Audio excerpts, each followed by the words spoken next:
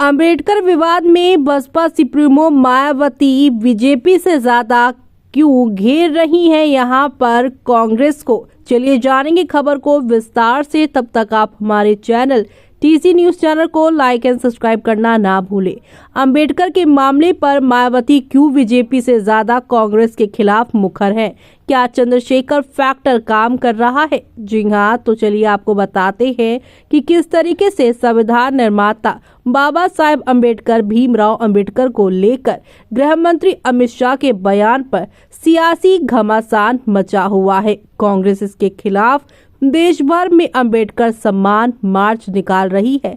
Collectorate पहुंचकर राष्ट्रपति को संबोधित गृह मंत्री के इस्तीफे की मांग का पत्र सौंप रहे हैं। तो वहीं कांग्रेस अंबेडकर के सम्मान में मैदान में उतरी तो मायावती की अगुवाई वाली बहुजन समाजवादी पार्टी यानी बसपा भी मैदान में उतर आई।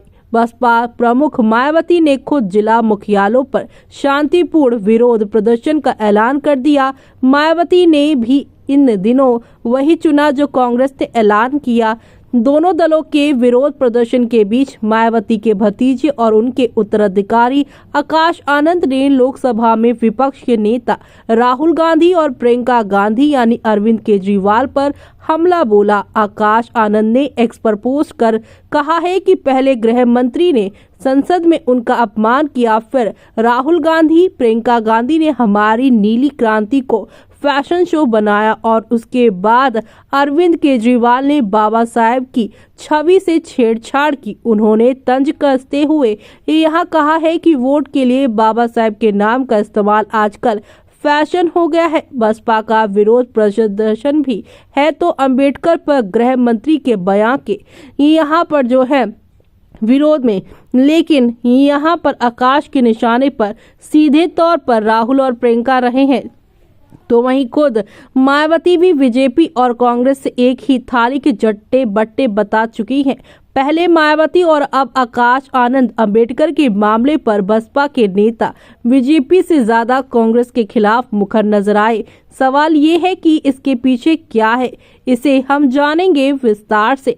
जय भीम के नारे के सारे यहाँ पर सहारे मायावती 4 बार यूपी की मुख्यमंत्री रह चुकी हैं। बसपा यूपी के साथ ही मध्य प्रदेश, छत्तीसगढ़, दिल्ली, हरियाणा और राजस्थान की सियासत में भी मजबूत दखल रखती आई। लेकिन साल 2012 के यूपी चुनाव से पार्टी के ग्राफ में जो गिरावट शुरू हुई, राष्ट्रीय पार्टी का दर्जा भी बसपा से छिन गया। लोकसभा में शून्य और यूपी विधानसभा में पार्टी एक सीट पर सिमट कर रह गई। खराब से खराब हालात में भी 21% के आसपास का वोट शेयर मेंटेन रखती आई। बसपा को साल 2022 के यूपी चुनाव में 16% के करीब वोट मिले और वो महज एक सीट ही यहाँ पर जीत सकी। हालिया लोकसभा चुनाव में बसपा का वोट शेयर 10% से भी नीचे रहा। बसपा को अब ताजा विवाद से अपने सबसे बड़े प्रतीक के नाम पर कोर वोटर को फिर से एकजुट करने का अवसर